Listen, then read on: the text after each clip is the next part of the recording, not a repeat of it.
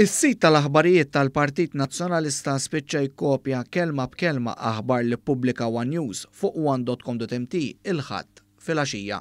L-aħbar kienet dwar tifel ta' 11 sena li waqaf bir fis-Siġġiewi u li fortunatament ittella ftit tal-ħin wara minn nies li kienu fuq il-post.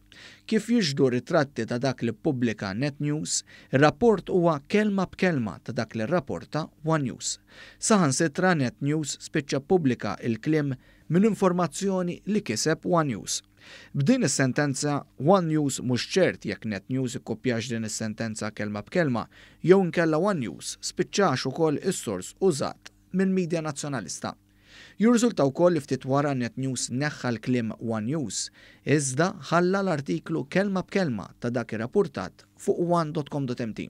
Fil-fatt bil-kliem One News barra mis-sentenza, l-affari ġiet allar għaliex ma baqgħetx tagħmel sens u ġiet taqra minn informazzjoni li kiseb jidherli. Intant wara xi ħin Net News biddel l-istorja ma ħallix tidher kelma b'kelma kif irrappurtata fuq One News. Skont l-aħħar stħarriġ tal-awtorità tax-xandir, f'jum minnhom il-bulettin tal-aħbarijiet tas-7:09 ta' filgħaxija ta' One News jikseb it-triplu tal-udjenza miksuba l-bulettin tal-istess ħin ta' Net News. U propju ftit tal-jemilu f'intervista ma' Chris Pereġin tal-Lavin Malta, il-kap nazzjonalista Bernard Gregg faħħar lil ta' Net News l-istazzjon tal-aħbarijiet li l-bieraħ spiċċa kopja lil One News fuq rapport tal-Kronika. B'referenza l-iżviluppi tal-qorti tas-Sibt 20 ta' Marzu, Bernard Gregg għalhekk. Tajna eżempju ta' kif għandu jkun rappurtat.